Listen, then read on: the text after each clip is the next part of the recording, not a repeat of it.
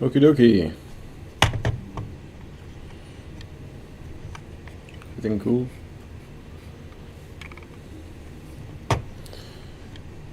Well,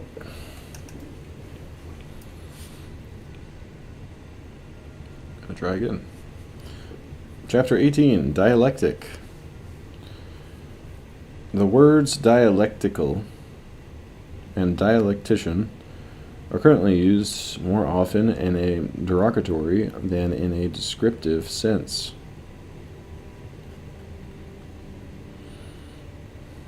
The person who criticizes an argument by saying it's just a matter of definition is also apt to say, that may be true dialectically, but, or you're just being dialectical. Implied in such remarks is dispraise of reasoning which, however excellent or skillful it may be as reasoning, stands condemned for being out of touch with fact or experience.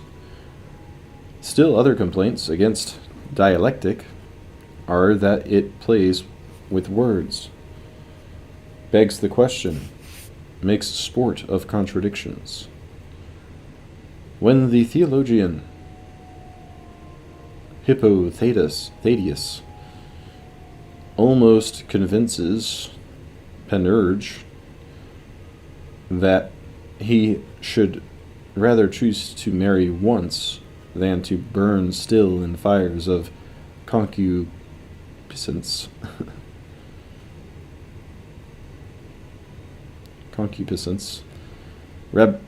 Rabelais has Panurge raise one last doubt against the proposal. Shall I be a cuckold, father? He asks. Yea or no? Thaddeus answers, by no means. Will you be a cuckold if it please God? On receiving this reply, Panurge cries out, Oh, the Lord, help us now. Whither are we driven to, good folks? To the conditionals, which according to the rules and precepts of the dialectic faculty admit of all contradictions and impossibilities. If my transalpine mule had wings, my transalpine mule would fly. If it please God, I shall not be a cuckold, but I shall be a cuckold, if it please him. As a term of disapproval, dialectical has been used by scientists against philosophers, against theologians, and with equal invective by religious men against those who resort to argument concerning matters of faith. The early Middle Ages witnessed a conflict between the mystical and the rational approaches to the truths of religion. Those for whom religious experience and revelation were the only avenue to God condemned the dialecticians, the philosophers or theologians who tried to use reason discursively rather than proceed by intuition and vision.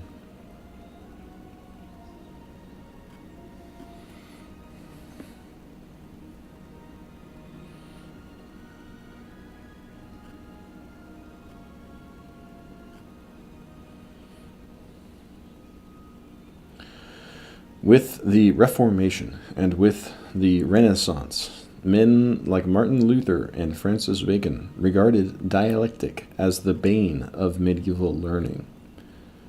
Because of its dialectical character, Luther dismissed all theological speculation as sophistry.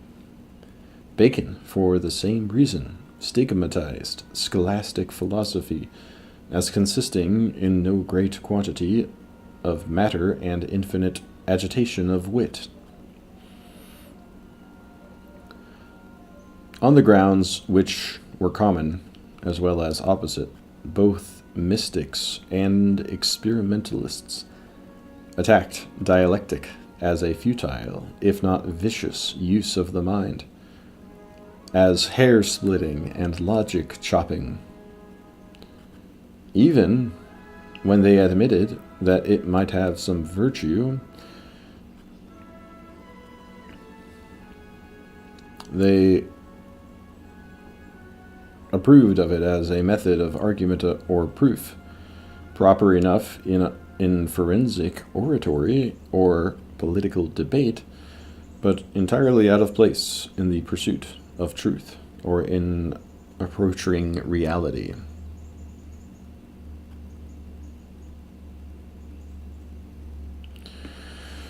A certain conception of dialectic is implicit in all such criticisms. The dialectician is a man who argues rather than observes, who appeals to reason rather than experience, who draws implications from whatever is said or can be said, pushing a premise to its logical conclusion or reducing it to absurdity. This aspect of dialectic appears to be the object of Rabelais's satire in the famous dispute between Panurge and Thaumast, which is carried on by signs only, without speaking, for the matters are so abstruse, hard, and arduous, that words proceeding from the mouth of man will never be sufficient for the unfolding of them. In view of those who think that truth can be learned only by observation, by induction from particulars, or generalization from experience, the technique of dialectic, far from being a method of inquiry, seems to have virtue only for the purpose of disputation or criticism. The human faculties, writes Gibbon, are fortified by the art and practice of dialectics. It is the keenest weapon of dispute, he adds, but more effectual for the detection of error than for the investigation of truth.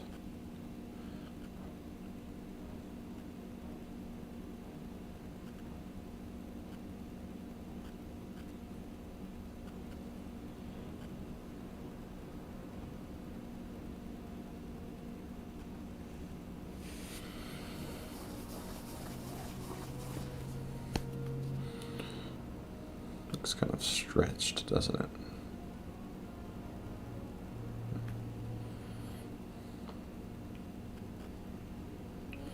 Mill describes the Socratic dialects, so magnificently exemplified in the dialogues of Plato, as a contrivance for making the difficulties of the question present to the learner's consciousness. They were essentially a negative discussion of the great questions of philosophy and life, he continues, directed with consummate skill to the purpose of convincing anyone who has merely adopted the commonplaces of received opinion that he did not understand the subject. The school disputations of the Middle Ages had a somewhat similar object, in Mill's opinion. As a discipline to the mind, they were in every respect inferior to the powerful dialectics which formed the intellects of Socratic viri. But the modern mind, he says, owes far more to both than it is generally willing to admit. And the present modes of education contain nothing which, in the smallest degree, supplies the place either of the one or of the other. Disparaging comment on dialectic comes not only from those who contrast it unfavorably with the methods of experiment or empirical research. It is made also by writers who trust reason's power to grasp truths intuitively and to develop their consequences deductively. Sensitive to what may seem to be a paradox here, Descartes writes in his rules for the direction of the mind, it may perhaps strike some with surprise that here, where we are discussing how to improve our power of deducing one truth from another, we have omitted all the precepts of the dialecticians. The dialectician can proceed only after he has been given premises to work from.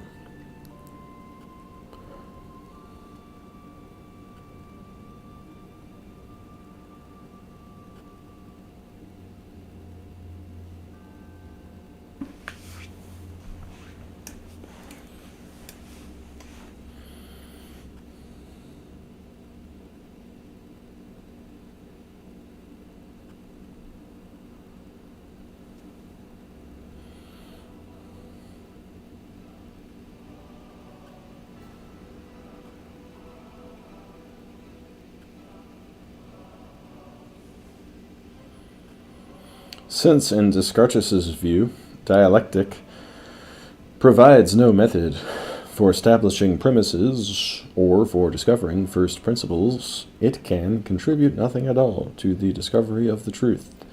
Its only possible use is to serve to explain at times more easily to others the truths we have already ascertained. Hence, it should be transferred from philosophy to rhetoric.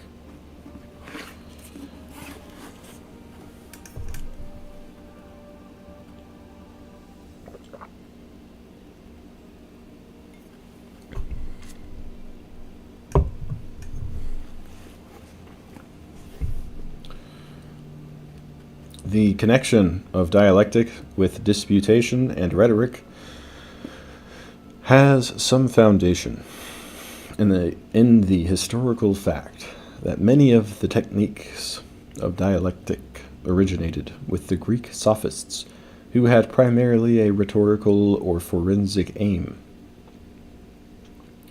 comparable to the Roman rhetoricians and to the law teachers of a later age. The sophists taught young men, and to the law teachers of a later age, the sophists taught young men how to plead a case, how to defend themselves against attack, how to persuade an audience.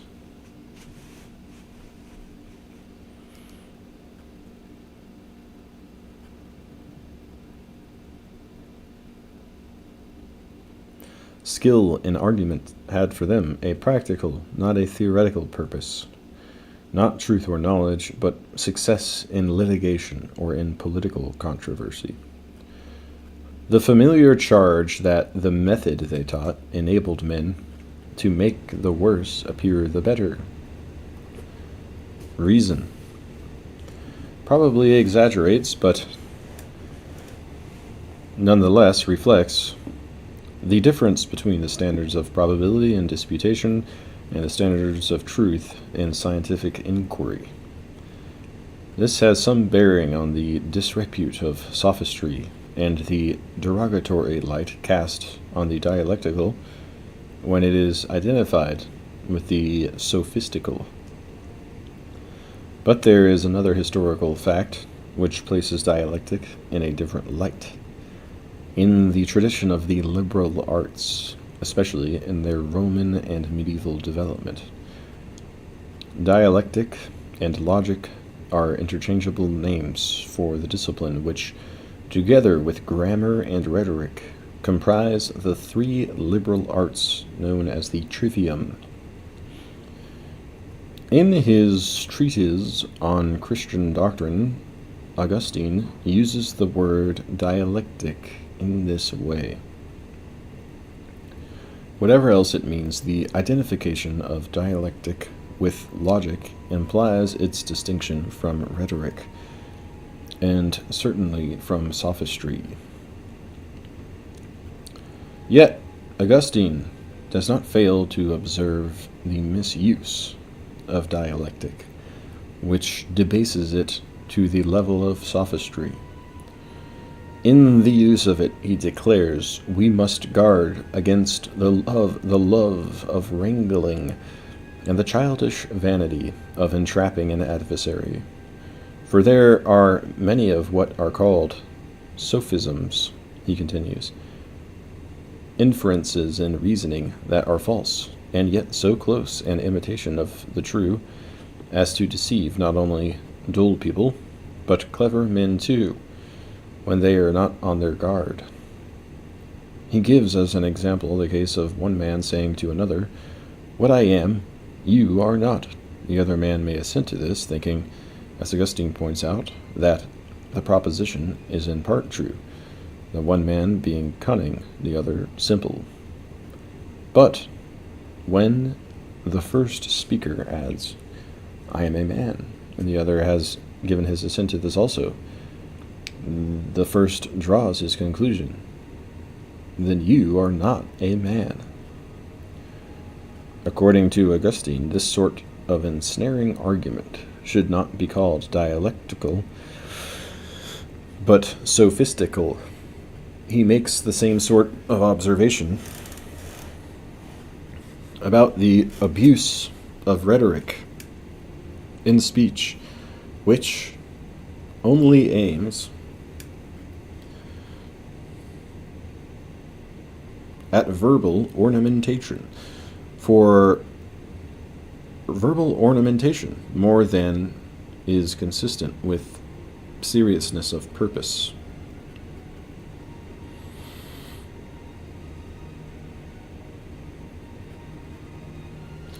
That, too, he thinks, should be called sophistical, in order to avoid attaching the name of rhetoric to misapplication of the art. Dialectic, for Augustine, is the art which deals with inferences and definitions and divisions, and is of the greatest assistance in the discovery of meaning. Rhetoric, on the other hand, is not to be used so much for ascertaining the meaning as for setting forth the meaning when it is ascertained. Dialectic, in other words, is divorce from the practical purpose of stating and winning an argument, and given theoretical status as a method of inquiry.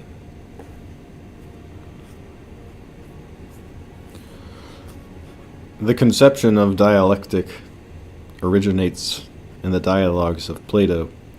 Not himself a sophist, either by profession or in aim, Socrates found other uses for the analytical and argumentative devices invented by the sophists. The same skills of mind, which were practically useful in the public assembly and in the law of courts, could be used or adapted for clarification and precision in speculative discussions. They could also be used to find the truth implicit in the commonly expressed convictions of men, and to lay bare errors caused by lack of definition in discourse or lack of rigor in reasoning. In the Sophist, Plato separates the philosopher from the sophists, not by any distinction in method, but by the difference in the use, each mix of the same technique. And in the Republic, one of the reasons Socrates gives for postponing the study of dialectic until the age of 30 is that youngsters, when they first get the taste in their mouths, argue for amusement, and, like puppy dogs, they rejoice in pulling and tearing at all who come near. As a result of being vainly disputatious, they get into the way of not believing anything which they believed before, and hence not only they, but philosophy and all that relates to it is apt to have a bad name with the rest of the world. But when a man begins to get older, he will no longer be guilty of such insanity. He will imitate the dialectician who is seeking for truth, and not the sophist who is contradicting for the sake of amusement. In the hands of the philosopher, dialectic is an instrument of science, There is, according to Socrates, no other method of comprehending, by any regular process, all true existence, or of ascertaining what each thing is in its own nature.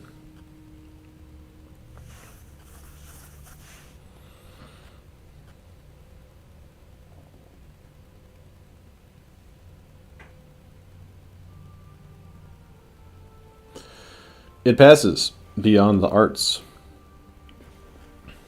at the lowest level, which are concerned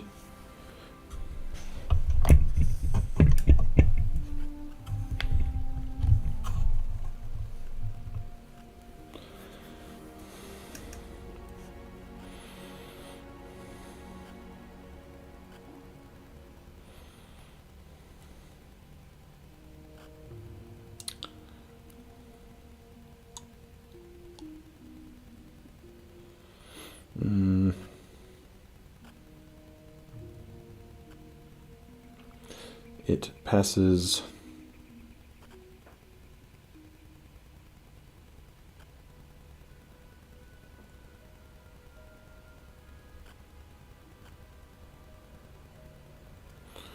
the heck.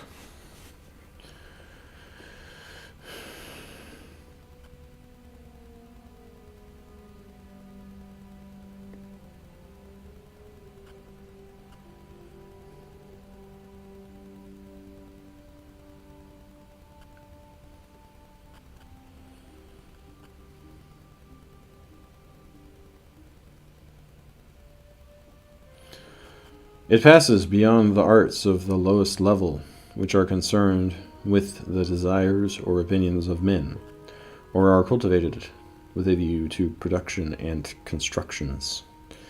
It likewise transcends the mathematical sciences, which, while they have some apprehension of true being, leave the hypotheses which they use unexamined and are unable to give an account of them. Using these as handmaids and helpers, dialectic goes directly to the first principle and is the only science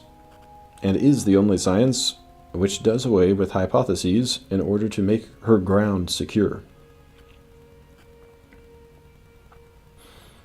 The dialectic of Plato has an upward and a downward path, which somewhat resemble the inductive process of the mind from facts to principles, and the deductive process from principles to the conclusions they validate. Dialectic, says Socrates, ascends by using hypotheses as steps and points of departure into a world which is above hypotheses, in order that she may soar beyond them to the first principle of the whole. By successive steps, she descends again without the aid of any sensible object, from ideas, through ideas, and in ideas she ends. As the disciplined search for truth, dialectic includes all of logic. It is concerned with every phase of thought, with the establishment of definitions, the examination of hypotheses in the light of their presuppositions or consequences, the formulation of inferences and proofs, the resolution of dilemmas arising from opposition in thought. Whereas for Plato, dialectic is more than the whole of logic, for Aristotle it is less. Dialectic is more than the process by which the mind goes from myth and fantasy, perception and opinion, to the highest truth. For Plato, it is the ultimate fruit of intellectual labor, knowledge itself, and in its supreme form as a vision of being and unity. That is why Socrates makes it the ultimate study in the curriculum proposed for training the guardians to become philosopher kings.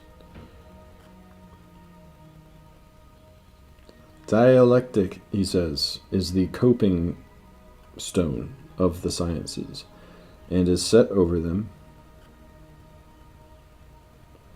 and is set over them. No other science can be placed higher.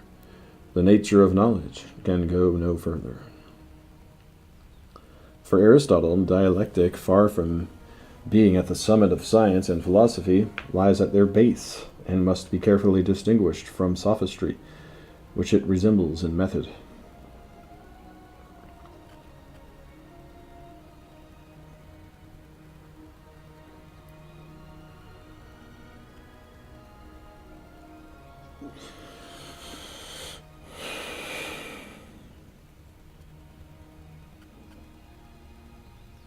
Dialecticians and sophists assume the same guise as the philosopher. Aristotle writes, "For sophistic is wisdom, which exists only in semblance, and dialecticians embrace all things in their dialectic, and being is common to all things. But evidently their dialectic embraces these subjects because these are proper to philosophy.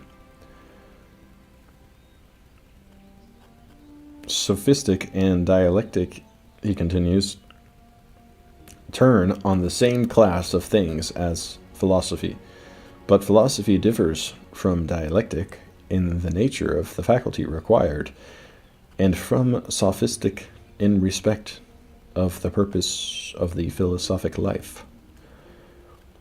Dialectic is merely critical, where philosophy claims to know, and sophistic is what appears to be philosophy, but is not."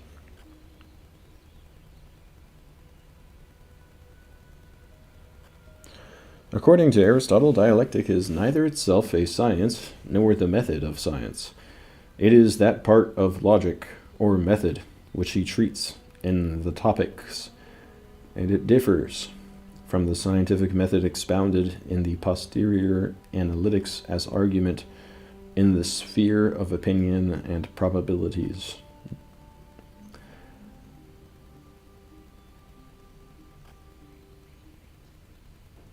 It is that part of logic or method which he treats in the Topics, and it differs from the scientific method expounded in the posterior analytics, as argument in the sphere of opinion and probabilities differs from scientific demonstration. Unlike the conclusions of science, the conclusions of dialectic reasoning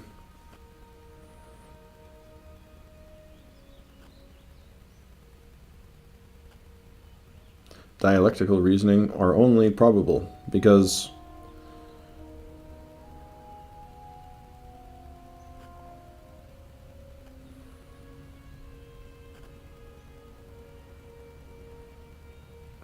they are based on assumptions rather than self-evident truths.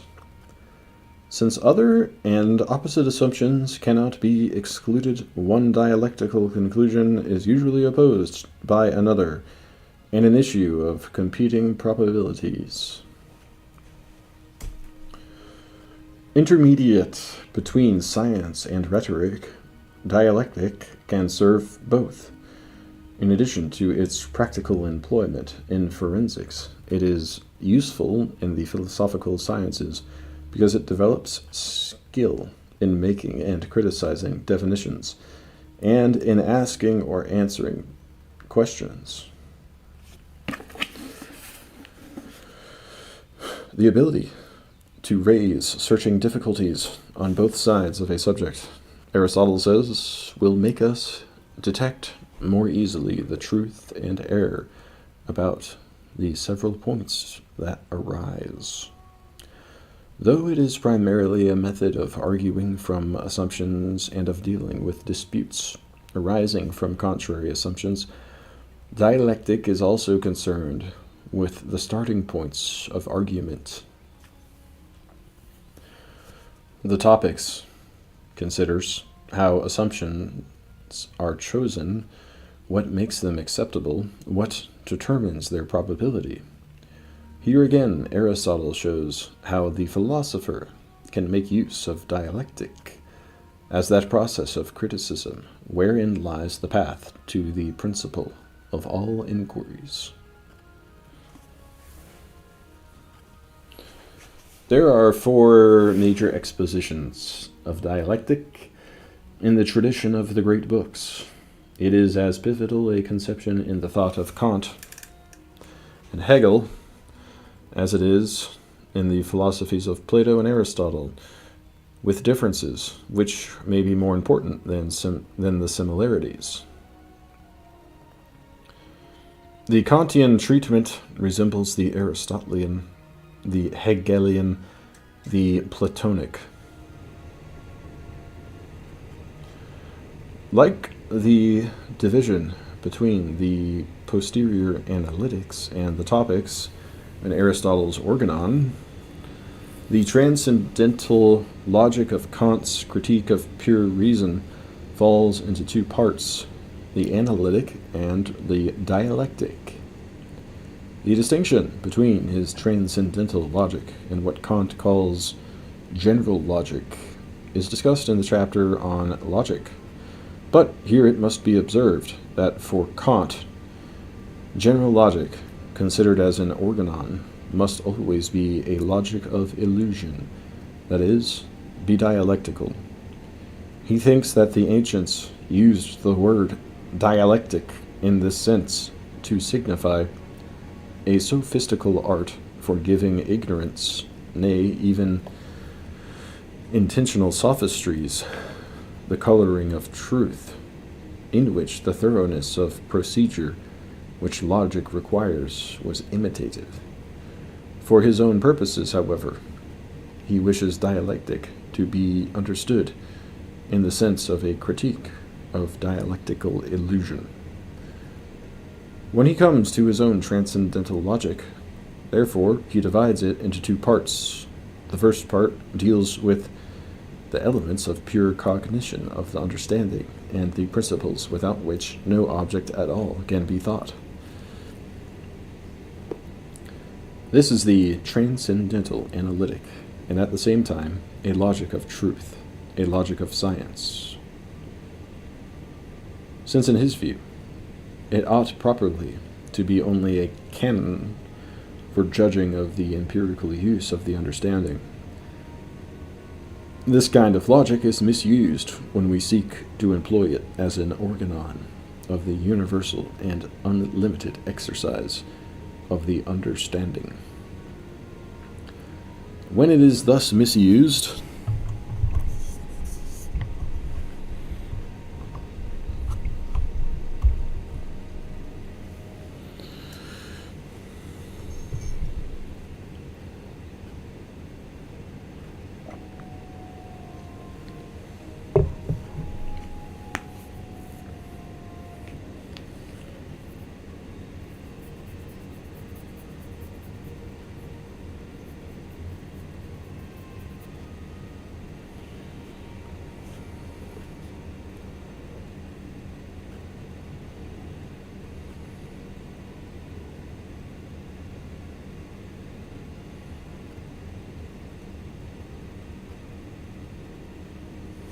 the exercise of the pure understanding becomes dialectical.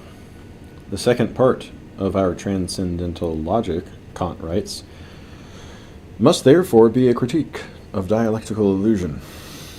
And this critique we shall term transcendental dialectic, not meaning it as an art of producing dogmatically such an illusion, an art which is unfortunately too current among the practitioners of metaphysical juggling,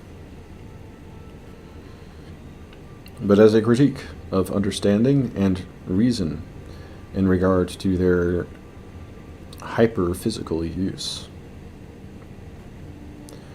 Kant goes further than Aristotle in separating dialectic from science. With regard to the sensible or phenomenal world of experience, science is possible with regard to the mind's own structure. The supreme sort of science is possible. But when reason tries to use its ideas for other objects, and then regards them as conceptions of actual things, their mode of application is transcendent and delusive. Kant explains that an idea is employed transcendentally when it applies to an object falsely believed to correspond to it, imminently when it is applied solely to the employment of the understanding in the sphere of experience. And he maintains that when ideas are used transcendentally, they do not give rise to science, but assume a fallacious and dialectical character. A conclusion of dialectical reasoning, according to Kant, is either opposed by a conclusion equally acceptable to reason, a perfectly natural antithetic, as in the antinomies of pure reason, or as in the paralogisms, the reasoning has specious cogency, which can be shown to conclude falsely, while the form is correct and unexceptionable. In this balance of reason against itself lies the illusory character of the transcendental dialectic, where Aristotle recognizes that reason can be employed on both sides of a question because it involves competing probabilities. Kant, in calling dialectic a logic of appearance, explicitly remarks that this does not signify a doctrine of probability. He further distinguishes what he calls transcendental illusory appearance from empirical illusory appearance and ordinary logical illusion. The latter two can be corrected and totally removed, but transcendental illusion, on the contrary, he writes, does not cease to exist even after it has been exposed and its nothingness has been clearly perceived by means of transcendental criticism. The reason for this, Kant explains, is that here we have to do with a natural and unavoidable illusion, which rests upon subjective principles and imposes these upon us as objective.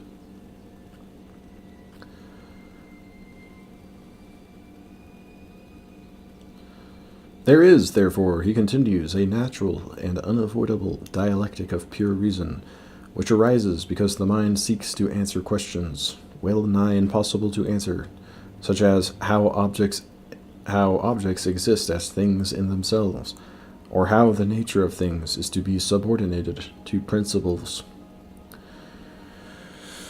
In its effort to transcend experience, in disregard of all the warnings of criticism, the mind cannot escape the frustrations of dialectical illusion, which is an inseparable adjunct of human reason. It is not, Kant repeatedly insists, that the ideas of pure reason are in their own nature dialectical. It is from their misemployment alone that fallacies and illusions arise.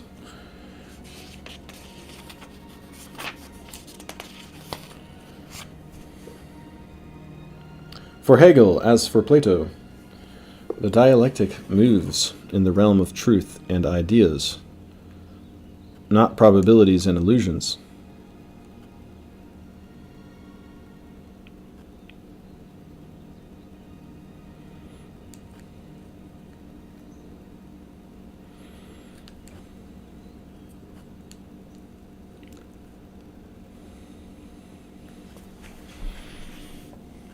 But for Hegel, dialectic is always the process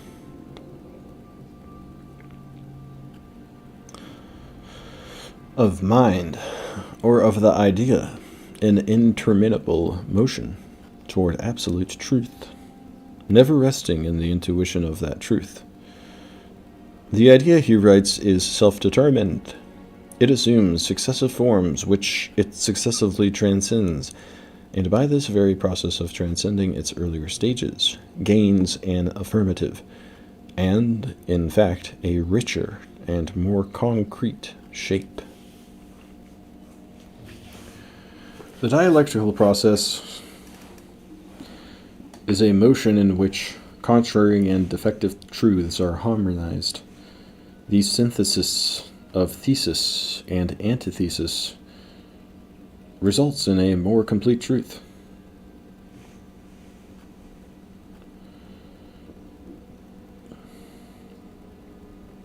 To illustrate his meaning, Hegel uses the example of building a house. For such a purpose, we must have, in the first instance, a subjective aim and design, and as means the several substances required for the work: iron, wood, stones. In rendering these materials suitable for our purpose, we make use of the elements: fire to melt the iron, and wind to blow the fire, water to set the wheels in motion, in order to cut the wood, etc. Yet the house that we build is, according to Hegel, an opposite or antithesis of these elements. The wind which helped to build the house is shut out by the house.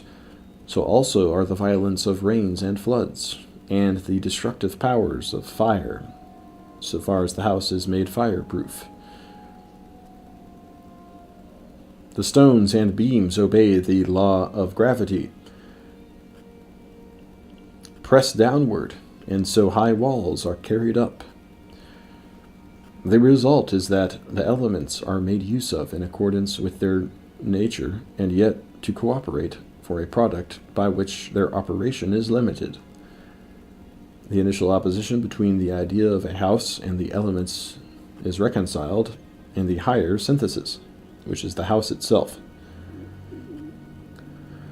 While it shows the opposing theses and the resulting synthesis, this example does not fully exhibit the dynamic character of the Hegelian dialectic. If the resulting synthesis is not the whole truth, it too must be defective and requires supplementation by a contrary, which is defective in an opposite way. These two together then become the material for a higher synthesis, another step in that continuing dialectical process, which is the life of mind, both the subjective dialectic of the human mind and the objective dialectic of the absolute mind, or the idea.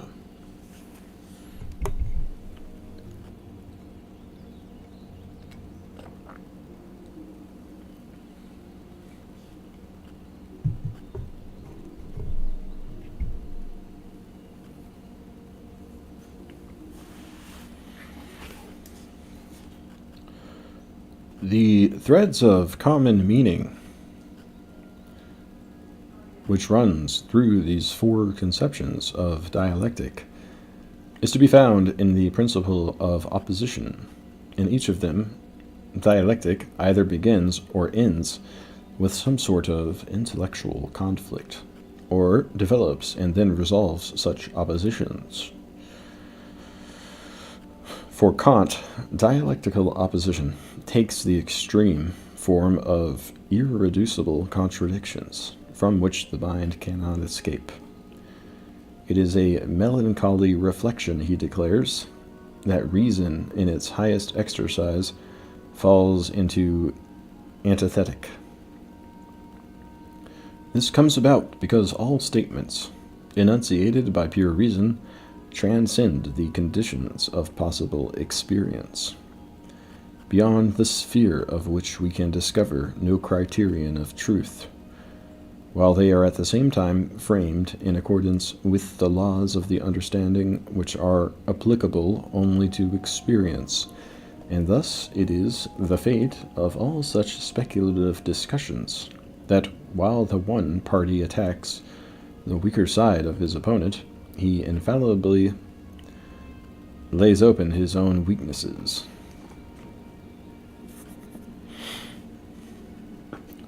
For Hegel, the opposition takes the milder form of contrary theses and antitheses. They can be dialectically overcome by a synthesis which remedies the incompleteness of such half of each half-truth. It is one of the most important discoveries of logic, Hegel says, that a specific moment which, by standing in an opposition, has the position of an extreme, ceases to be such, and is a moment in an organic whole, by being at the same time a mean. The Hegelian opposition is thus also mediation.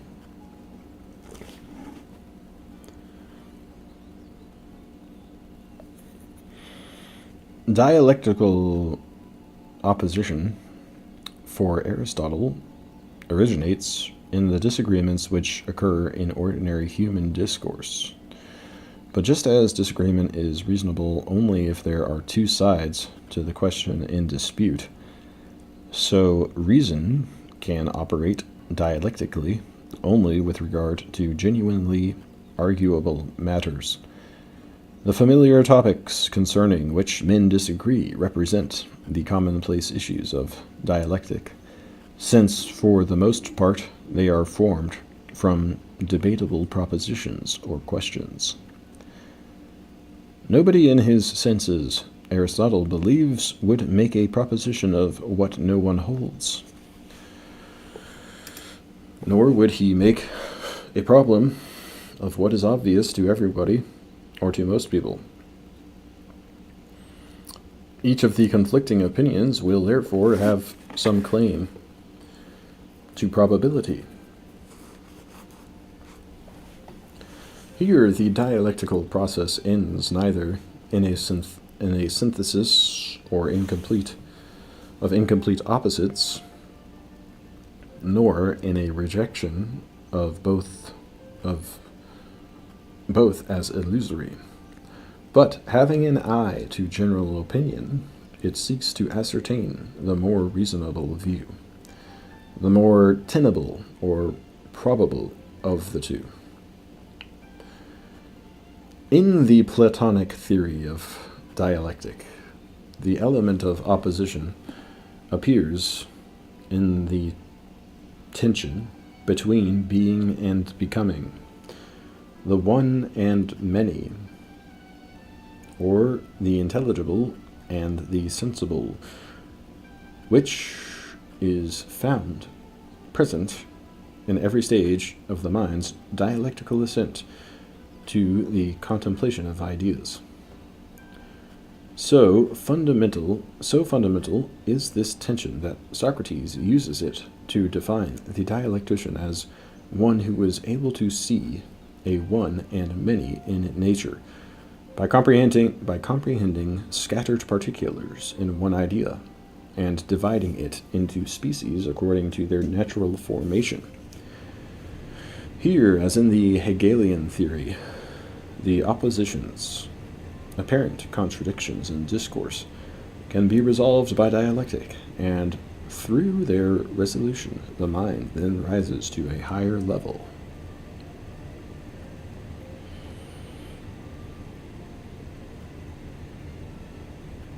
It is only in the writings of Hegel or his followers that the meaning of dialectic is not limited to the activity of human thought. Hegel expressly warns that the loftier dialectic is not an activity of subjective thinking applied to some matter externally, but is rather the matter's very soul, putting forth its branches and fruit organically. It is the development of the idea, which is the proper activity of its rationality. If the whole world in its existence and development is the thought and thinking of an absolute mind, or the idea, then the events of nature and of history are moments in a dialectical process of cosmic proportions. The principles of dialectic become the principles of change, and change itself is conceived as a progress or evolution from lower to higher, from part to whole, from the indeterminate to the determinate.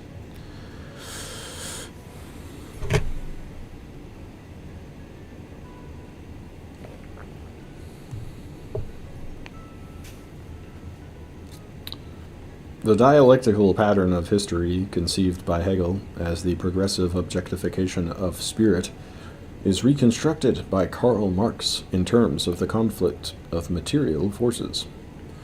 Marx himself explicitly contrasts his dialectic with that of Hegel. My dialectic method, he writes, is not only different from Hegelian, but is its direct opposite. Hegel, he claims, thinks that the real world is only the external phenomenal form of the idea, whereas his own view is that the ideal is nothing else than the material world reflected by the human mind and translated into forms of thought. Nevertheless, with respect to dialectic, Marx praises Hegel for being the first to present its general form of working in a comprehensive and conscious manner. The only trouble is that with Hegel, dialectic is standing on its head. It must therefore be turned right side up, a revolution which Marx thinks he accomplishes in his dialectical materialism.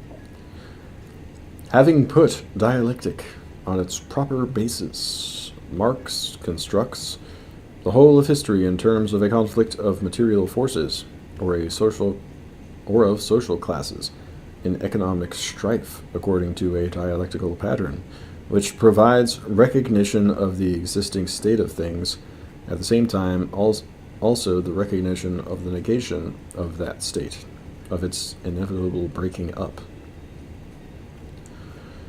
History is thus viewed dialectically, as in fluid movement, yet it is also conceived as working towards a definite end, the revolution which has its result the peace of the classless society.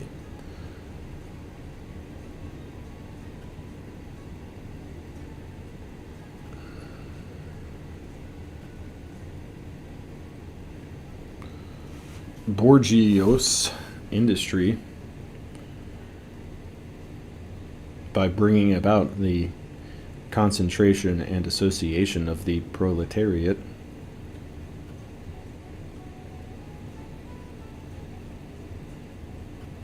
produces its own gravediggers. Its fall and the victory of the proletariat are equally inevitable. In Marx's vocabulary, the phrases historical materialism and dialectical materialism are strictly synonymous, but Marx's protest to the contrary notwithstanding, a comparison of Marx and Hegel seems to show that a dialectic of history is equally capable of being conceived in terms of spirit or of matter. The question whether there is a dialectic of nature as well as a dialectic of history remains a point of controversy in Marxist thought. Despite the bearing which Hegel's science of logic and phenomenology of mind might have upon the question, Engels tries, in his Dialectics of Nature, to give a fuller rendering of the Hegelian dialectic in strictly materialistic terms. Its universal scope, including all of nature as well as all of history, is also reflected in certain post-Darwinian doctrines of cosmic evolution.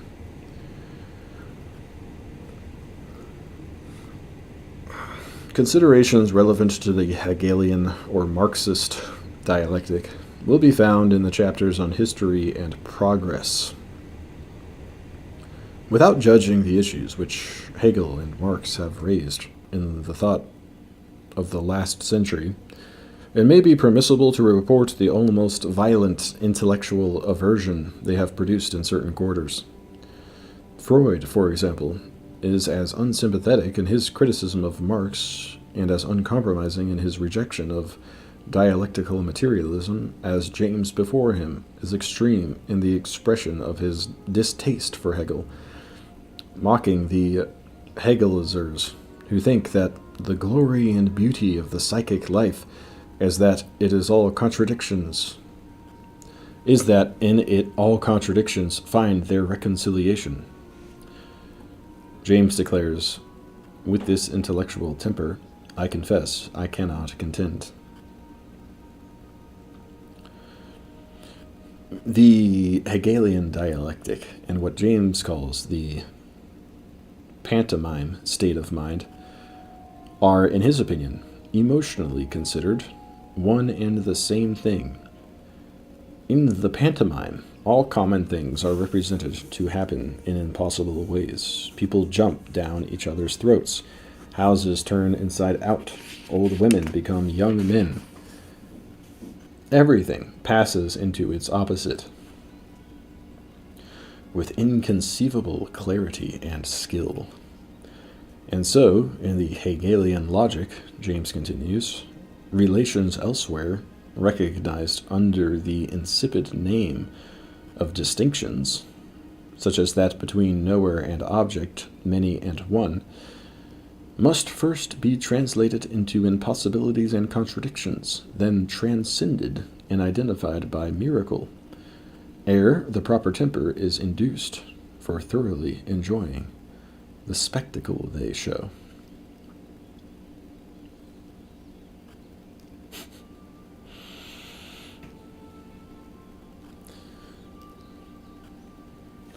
Well, I don't really get it, but it certainly is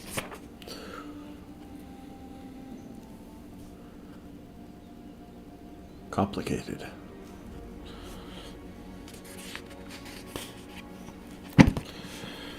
All right.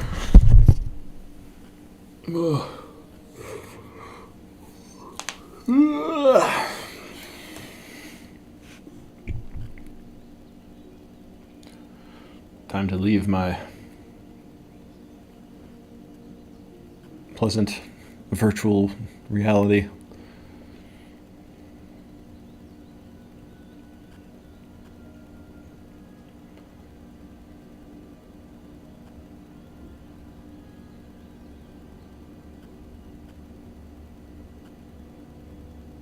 I should have some fun stuff in the works with this whole setup. Hopefully I'll work on that this weekend. Some custom AI image generating software. I'd like to get into the quest to read all of Hunter S. Thompson's stuff.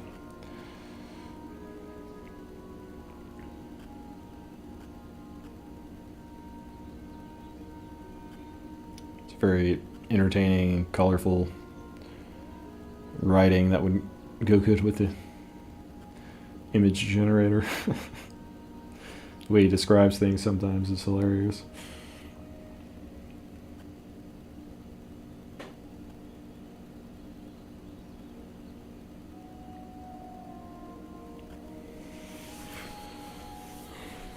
And so fare thee well.